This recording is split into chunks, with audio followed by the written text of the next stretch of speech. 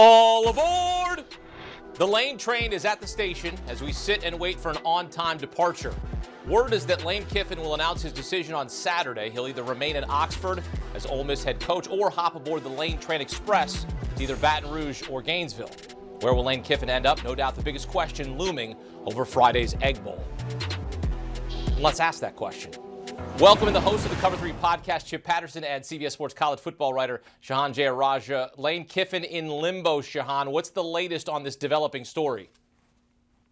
Yeah, I mean, it's mercurial as ever, as you can imagine. I think that there are sources on the Florida side who feel really good about it. There are sources on the LSU side, and it's still a chance that he could decide to stay in Oxford. For me, I think that it's leaning towards LSU right now. Obviously, they have the ability to put together a monster offer. And when you talk about the great jobs in college football, I mean, LSU is very near the top. It's a state that recruits itself. You know that you will have a championship-level roster there. And I think that the allure will ultimately prove too strong. But we're not going to get an answer until at least after the Egg Bowl. Here's a guy that was famously left on the tarmac, but that's not actually true. It was in a room at the airport. The tarmac thing was kind of made up, and now he's trying to leave on his own terms, perhaps. He'll, again, reportedly announce his decision on Saturday, and this is a clear distraction for Ole Miss. Rebels are 7.5-point road favorites against Mississippi State, Chip. How might Lane Kiffin's job status impact what happens on the field on Friday in Starkville?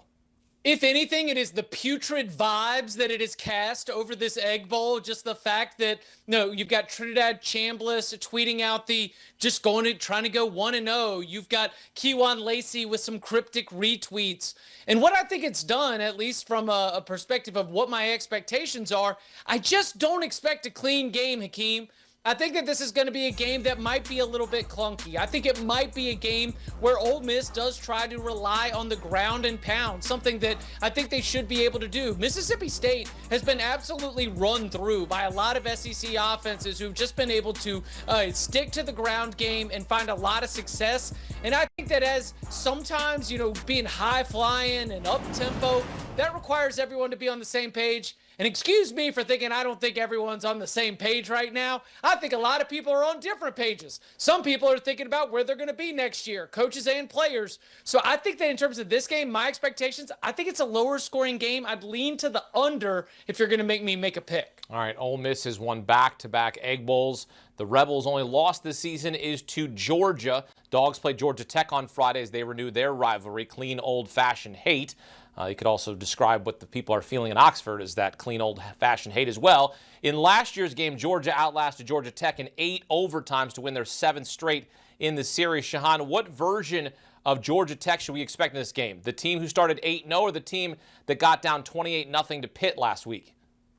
Well, I think last week was a look-ahead spot in so many ways. They know that this Georgia game is really impressive, and frankly, I think that after Pitt struggles against Notre Dame, I think that maybe people at Georgia Tech overlooked them just a little bit, but I think that they're going to come out guns blazing. This is going to be one of the final games that we see with Haynes King at Georgia Tech. It's his last chance going against that program, and we know this is a player and a program and a staff that has absolutely no fear of going into the part of that Georgia offense, or defense rather. This is a Georgia defense that in so many ways statistically has been a little lackluster compared to years past. They've been gettable, haven't been as clean as they've been, and that plays right into a team like Georgia Tech's hands. I expect them to do exactly what they did last year, hang on the ball, use a lot of option concepts, make them confused, make them run the wrong direction. I think that this is going to be a closer game, but I do think that ultimately Georgia's offense, I think, will be enough to pull away in it.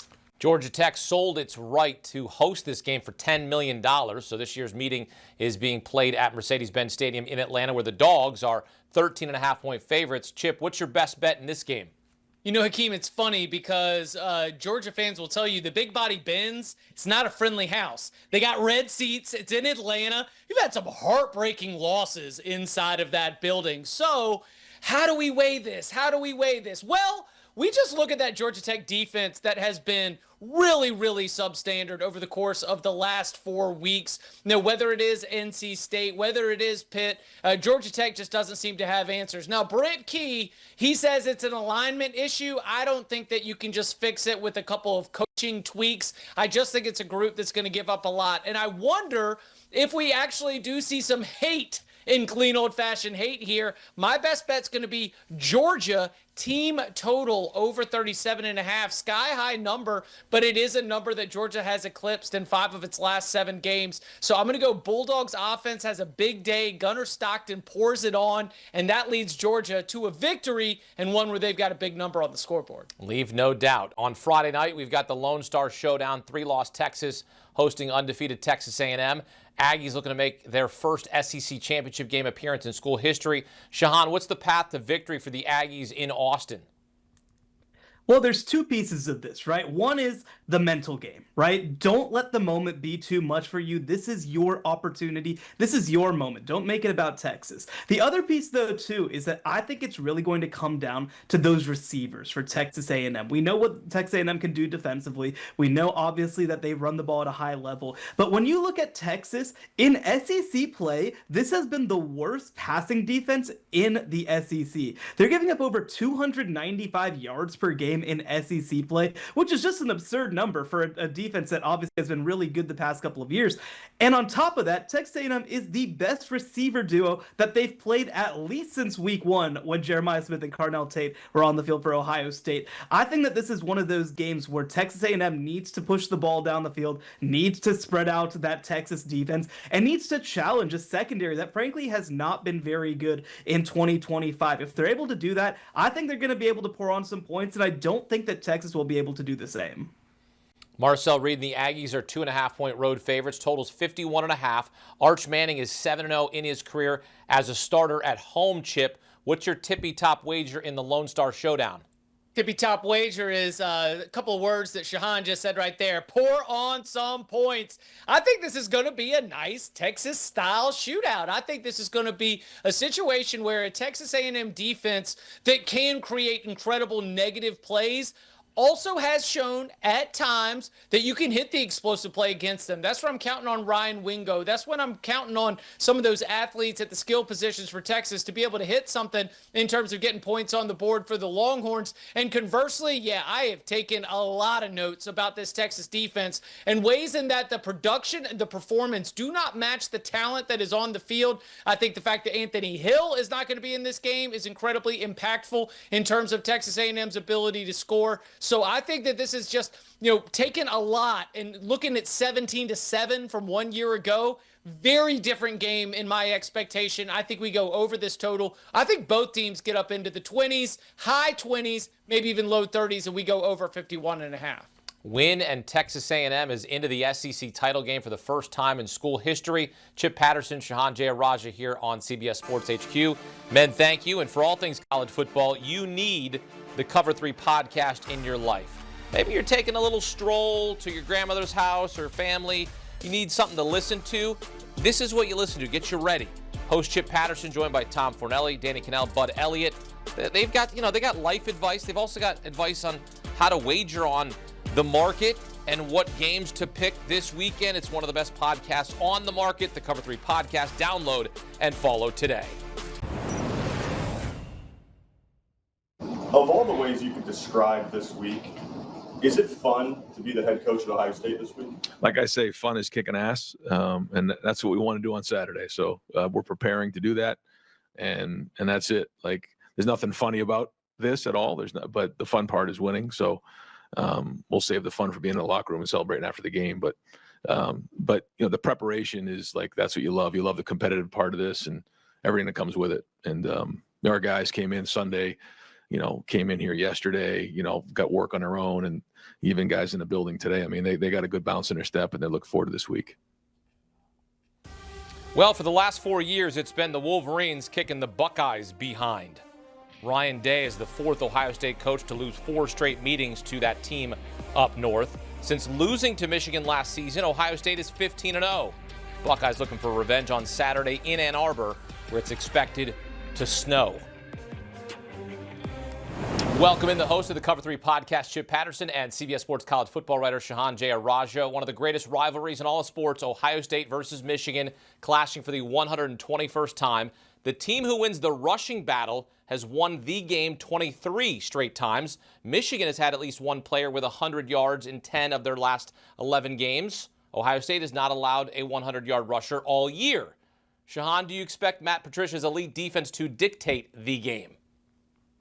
Well, first of all, I'll tell you, please do not tell that stat to Ryan Day. Please let him throw the ball over the top and not try to run into the teeth of that defensive line for Michigan. But I think this is absolutely a game where Matt Patricia's defense takes over. I mean, I've been so impressed with the job that he's done in 2025, coming in, really stabilizing that unit after Jim Knowles left. And I think that they've developed in the front seven, especially at such a high level. When I look at this Michigan offense, it's not necessarily one that has a ton of dynamic playmakers. I've liked some of what I've seen from Bryce Underwood. Obviously, when their running back has been healthy, he's obviously done a good job. But this is an Ohio State defense that's stacked at every single level. They're number one in so many metrics this season, advanced and otherwise. I think this is absolutely a game where they're able to really lock things down and play at a high level.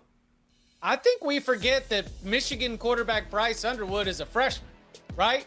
And that while he is playing at home, this is still the same Bryce Underwood that was confounded by Brent Venables and Oklahoma's defense earlier this year. This is the same Bryce Underwood that from time to time has had a little bit of a clunker, which is understandable for a freshman quarterback, especially playing against the competition that Michigan's going to play throughout the season. But I think back to what Matt Patricia and Ohio State's defense did against Arch Manning in the season opener, or what Matt Patricia and Ohio State's defense did to Damon Williams from Washington. I think back to what they even did to Luke Altmaier, because the fact is Ohio State's defense has been playing very good and talented quarterbacks all season long, and no one scored more than 16 points. So I think that Matt Patricia and the Silver Bullets, Ohio State's defense, I think that they are the dominant storyline here. And yes, Shehan, I agree with you. It is very funny to think that Ryan Day just can't help himself but run the ball 38 times in this game.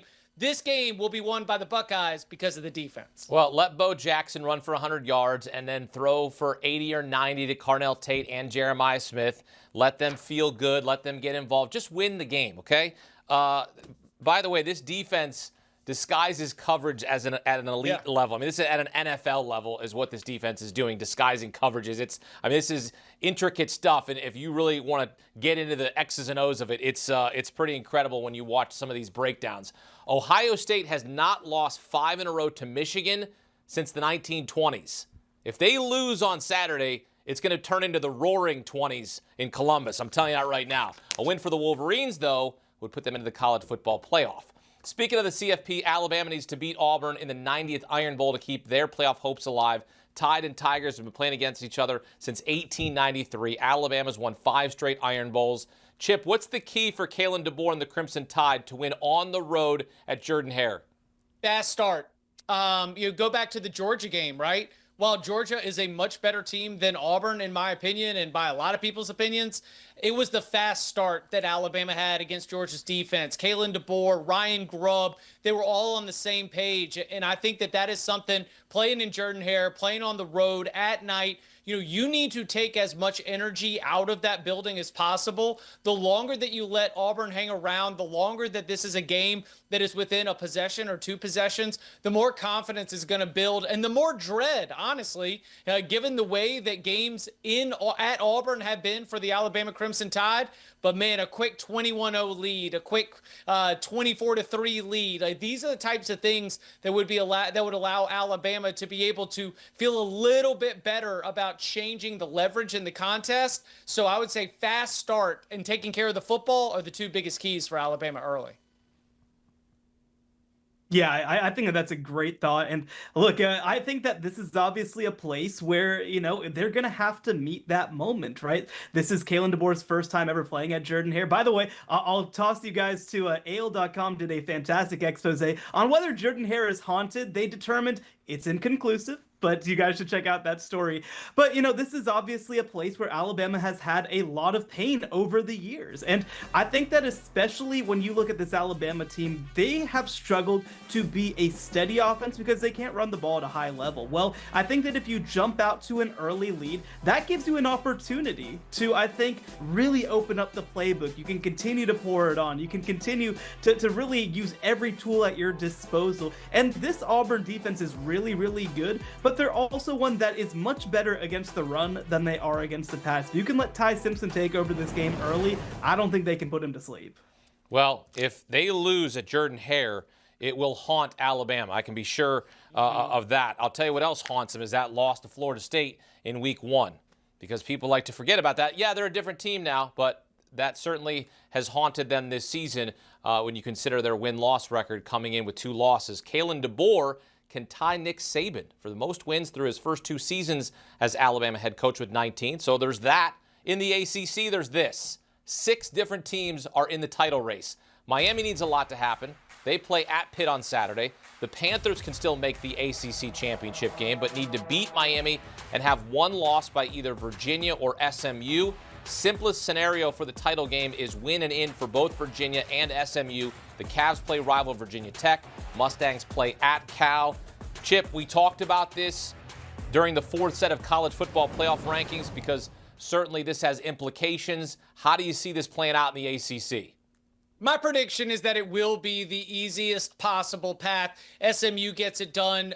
Virginia gets it done. But that ain't going to happen. Come on, Hakeem Shehan. No way. We're actually going to get the cleanest possible path. I'll tell you one result that I'm keeping my eye on that could be very, very important for multiple reasons. And that is Wake Forest against Duke. The odds makers have this right around a 1.5 point spread. So truly a coin flip between the 2 schools in the state of North Carolina from the ACC that are the smaller private schools. And the reason why this is so important is that Wake has been a good team this year. They are 8-3 on the season, and clearly they've got a chance to be able to play spoiler to Duke's very slim hopes. That has an impact on other teams' opponent winning percentage. That has an impact on some of the common opponent records, and that has an impact on the ACC as a whole, because the doomsday scenario when it comes to Jim Phillips sweating whether or not the ACC is making the college football playoff is a 5-loss Duke team winning the ACC. And so if Wake beats Duke,